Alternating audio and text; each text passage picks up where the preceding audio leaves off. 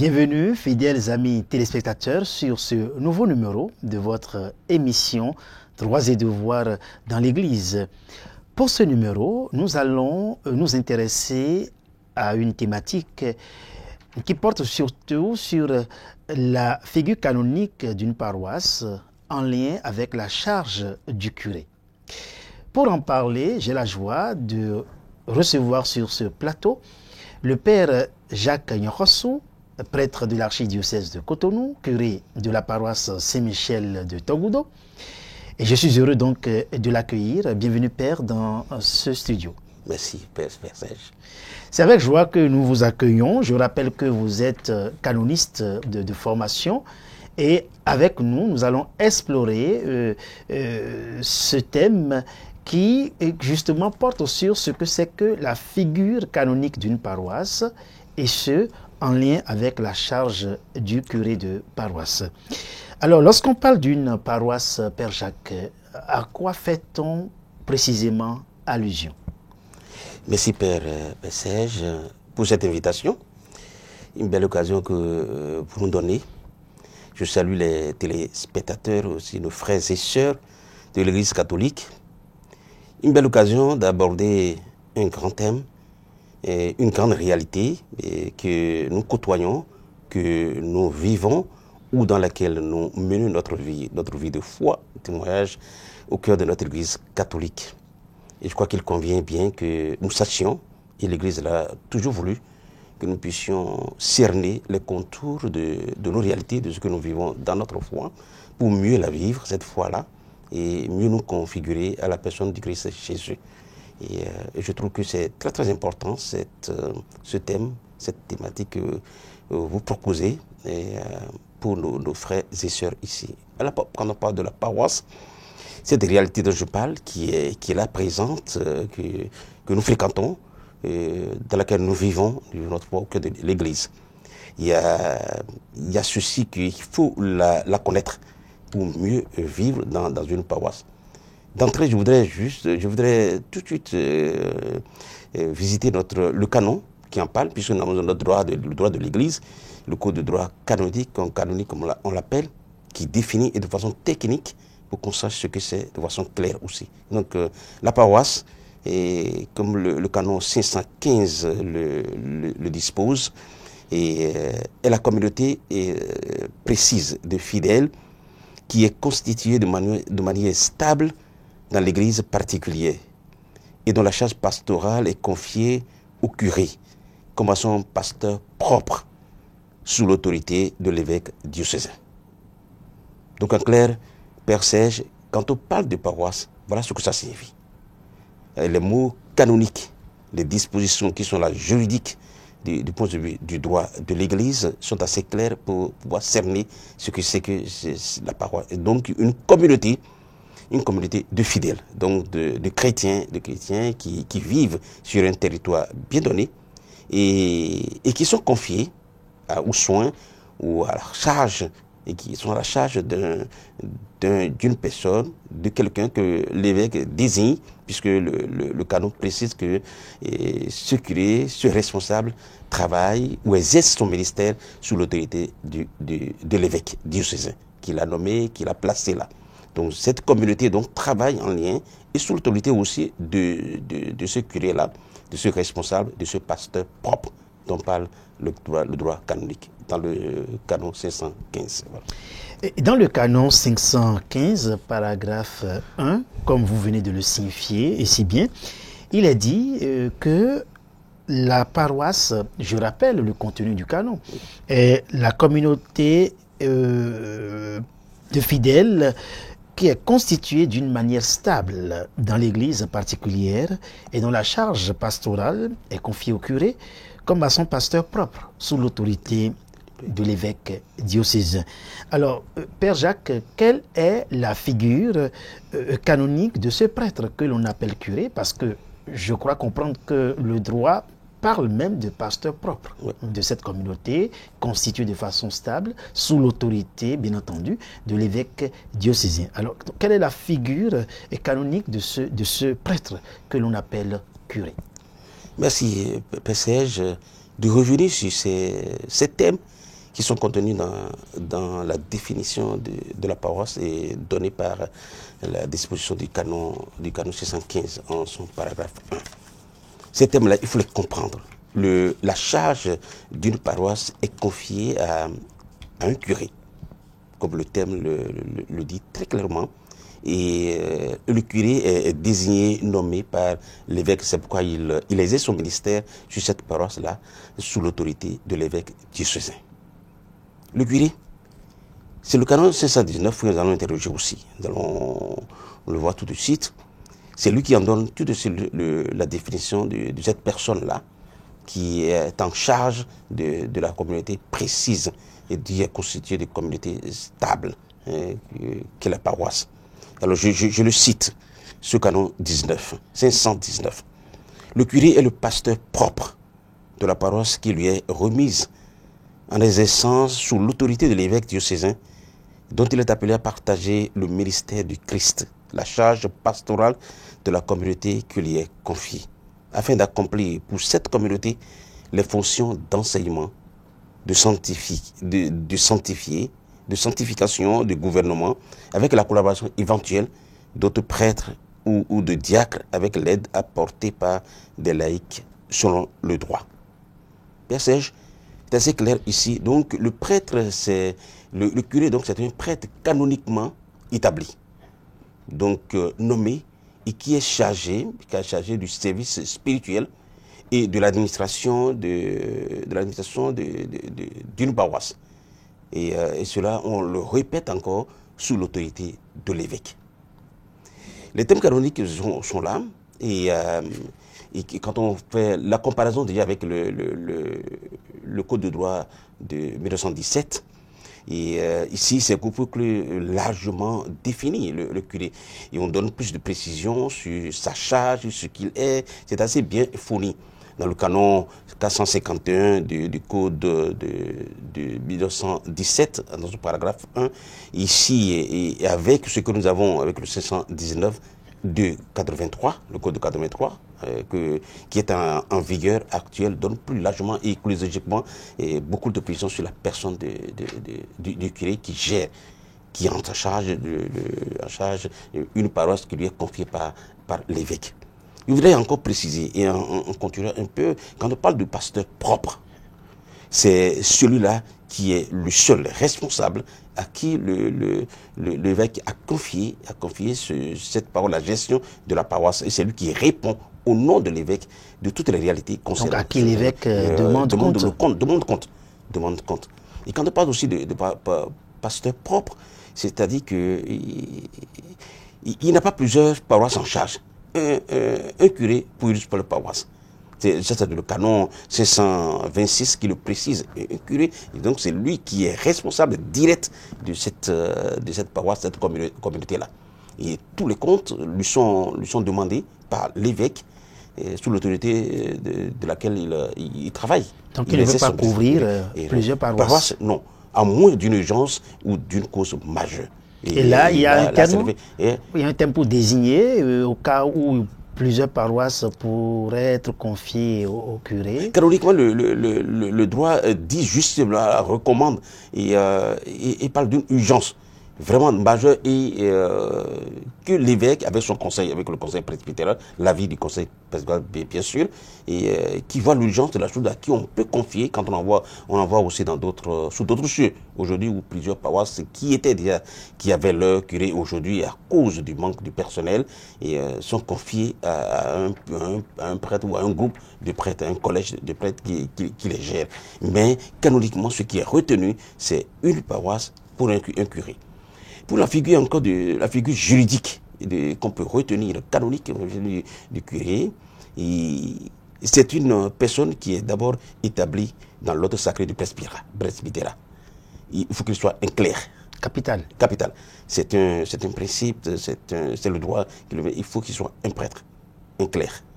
Établi dans il faut retenir aussi avec le canon 521 dans les autres paragraphes qu'il convient de voir en cette personne, en ce prêtre, en ce clerc, certaines qualités, certaines vertus dont on a besoin pour une gestion sérieuse de la communauté, de la paroisse qui lui est confiée. On parle là de la doctrine saine. Il faut qu'il soit vertueux, il faut qu'il soit idoine, il faut que l'évêque trouve en lui les vertus, les qualités nécessaires pour la gestion efficiente et adéquate d'une communauté de fidèles catholiques de cette paroisse-là. Donc, essentiellement, il a pour charge, il faut le dire, c'est le droit qu'il lui confère, il le recommande, il a pour charge essentiellement en partageant le ministère de l'évêque. En partageant le ministère, il ne travaille pas de façon isolée. Il est toujours lié au ministère de l'évêque qui est le premier responsable, le premier pasteur d'ailleurs du diocèse. Il partage donc son ministère dans les devoirs d'enseigner, le devoir de sanctifier et dans le devoir de gouverner. Voilà. Intéressant de savoir tout cela, Père. Donc, on peut se résumer. C'est-à-dire la figure juridique du curé de paroisse, c'est véritablement ce pasteur propre à qui la charge de cette paroisse est confiée. Oui. Voilà. Et donc, il peut arriver que les fidèles laïcs du Christ attendent de leur curé, bien sûr, un certain nombre de services. Et donc, comme on le mentionnait tout à l'heure, les fidèles sont confiés aux bons soins du curé. Oui.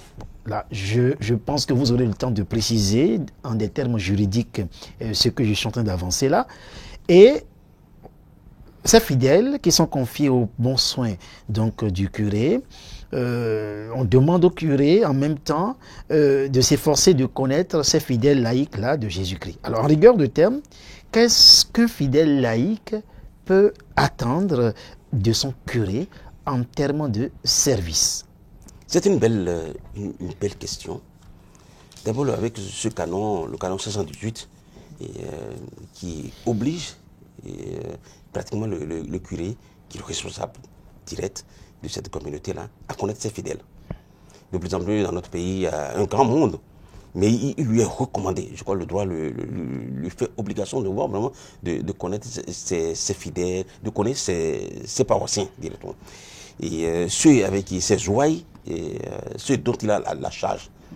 Vous savez que, et de plus en plus d'entre eux aujourd'hui, dans notre diocèse de Cotonou, et un peu partout d'ailleurs dans les diocèses, on fait l'obligation de pouvoir limiter, de trouver les territoires.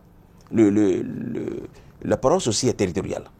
Et donc il y a une question de territorialité aussi liée à la paroisse. Donc c'est délimité. Il y a des limites, des frontières pour chaque paroisse. Et ces limites-là doivent être connues par les curés.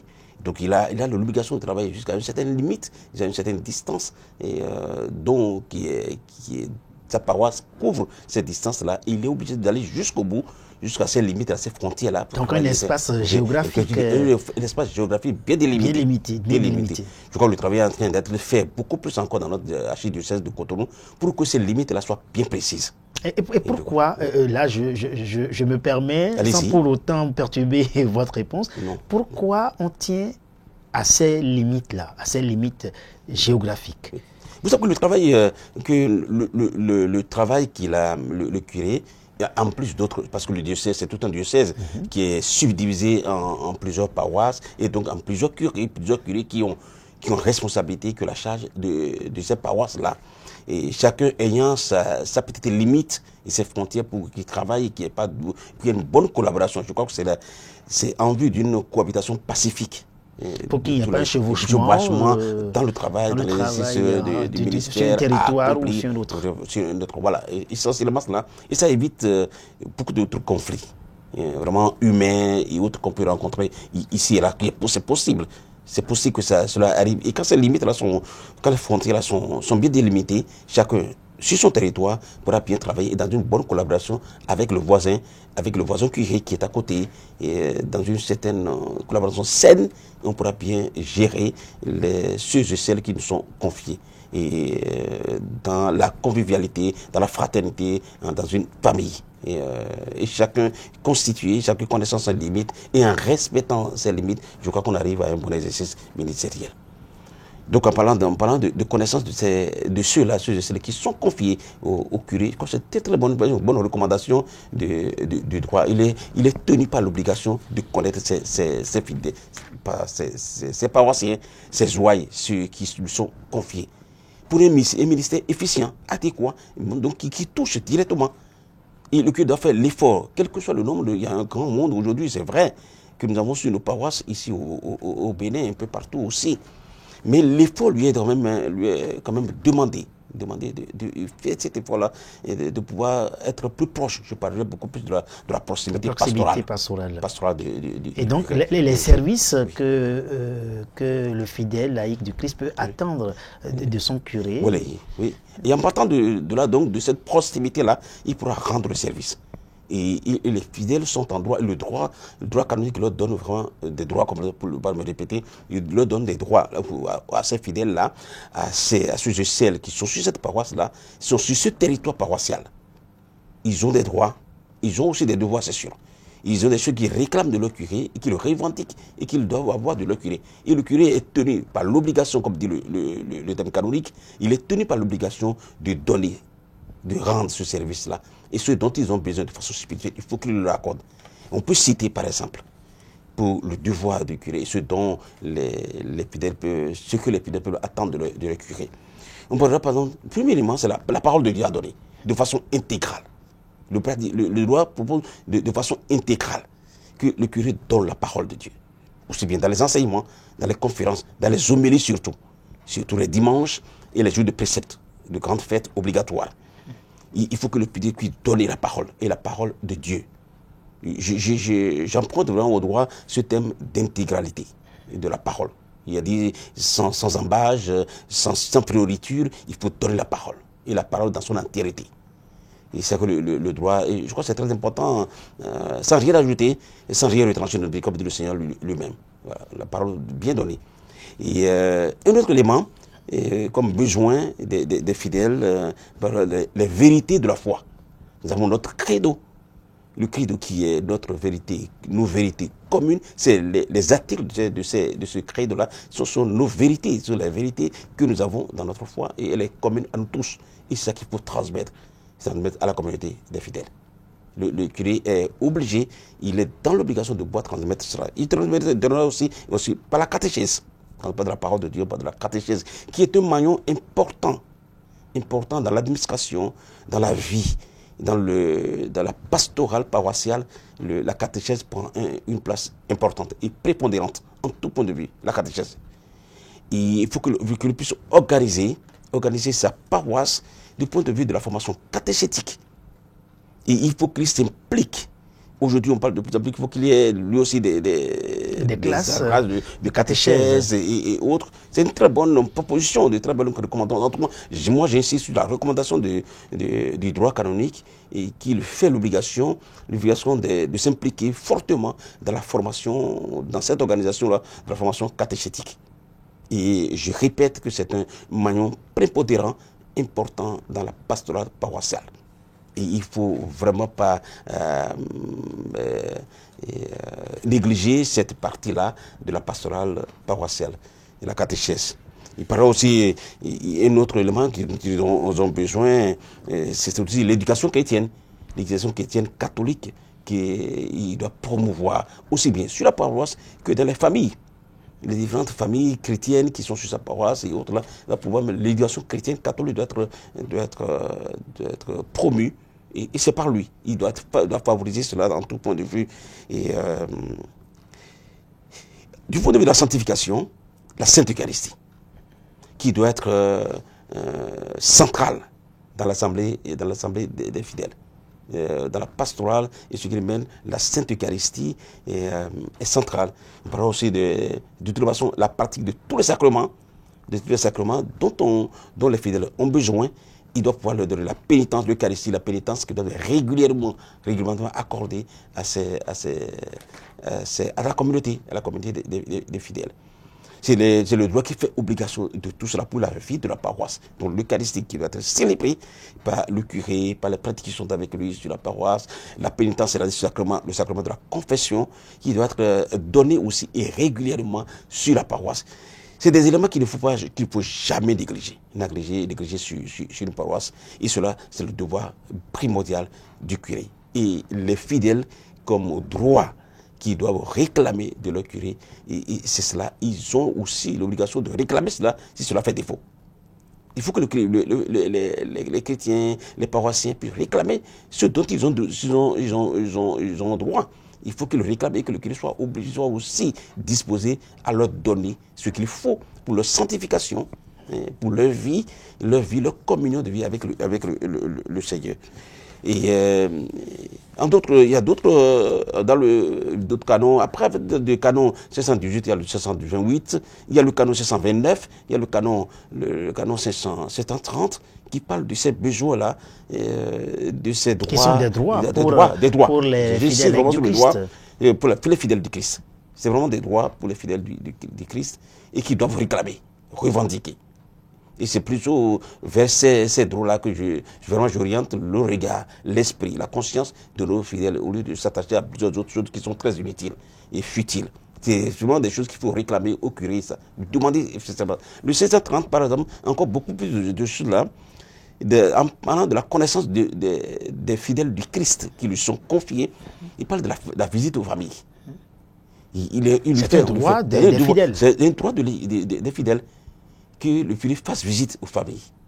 Le 530 va peut-être très loin et il partageait les soucis, les inquiétudes, les angoisses des fidèles du Christ qui lui sont confiés. C'est le curé qui va jusque-là. Donc il ne fait pas intrusion. Il ne dérangerait pas normalement en faisant une visite dans une famille. Et les portes devraient lui être ouvertes à lui. Les portes des fidèles du Christ qui sont là devraient être ouvertes au curé qui passe. Et on le fait aujourd'hui aussi, les corrections qu'il doit faire. On a parlé de l'éducation, de l'accompagnement. Et on accompagne même jusque dans les deuils. Dans les deuils qui frappent telle ou telle famille. Dans telle circonstance, le curé devait être au courant et apporter sa proximité, apporter sa proximité, priante, de paix, voilà, d'accompagnement, de réconfort à ceux-là. On parle des visites des malades. Il doit visiter les malades. On parlera aussi des sacrements des malades, ou l'onction des malades qu'on donne. C'est le curé qui va avec la collaboration avec eux. Justement, Père, je ne vous interromps pas. Et il y a... Et on aura le temps certainement d'en parler avec vous. Oui. Parlant des droits des fidèles, cela nous amènerait à poser un autre problème qu'on ne va pas aborder certainement dans cette émission, mais dans une prochaine, qui concerne la notion de la paroisse en tant que famille. Parce que c'est un autre thème que nous voulons dégager exclusivement pour cette émission, vu que le temps qui nous est imparti est en train de tirer à son terme. Est-ce que vous aurez un mot de fin, Père, pour nos chers amis téléspectateurs? Je trouve que c'est une très belle émission et ça permet à nos frères et sœurs d'entrer dans la compréhension de ces réalités que nous vivons. Tous les jours, les fidèles de Christ sont sur la paroisse. C'est une réalité stable et permanente. Quand c'est érigé, quand c'est fait et créé par l'évêque, ça reste stable pour toujours. Et donc les fidèles du Christ qui sont sur cette paroisse, c'est leur maison, ça devient leur maison. Ça devient leur famille, ça devient les frères et sœurs qui vivent ensemble et dont nous sommes unis par le même baptême. Nous avons la même foi, nous professons le même credo. Et il y a le baptême qui est un fier fondateur et qui nous unit tous. Et sous un seul chef, un seul pasteur, sous un seul Père, Dieu. Donc en ce sens-là, c'est fortement la plus grande famille. C'est beau de le savoir. Merci Père Jacques Nyonso. Et alors je demande à nous tous que nous nous intéressions aux activités, à l'appel, à tout ce que les curés nous demandent de faire et de participer vraiment à la construction de la communauté des fidèles, de la paroissiale. Voilà. Que nous puissions nous impliquer avec un esprit positif, un bon esprit, pour la construction de la paroisse. Merci Père Jacques Nyon-Rossou pour ces explications très édifiantes. Et nous vous remercions d'avoir accepté notre invitation. Nous allons encore vous recevoir dans nos prochaines émissions pour cheminer avec nous justement sur ces questions assez capitales en termes de droits et de devoirs du fidèle laïc du Christ et du fidèle clerc du Christ dans l'Église. Nous sommes au terme de cette émission et nous remercions la partie technique qui nous a accompagnés dans la réalisation de cette émission. Merci également à vous, chers amis et téléspectateurs, d'être fidèles et de rester fidèles à Lumen Christi TV. À la prochaine. Merci, Père Serge.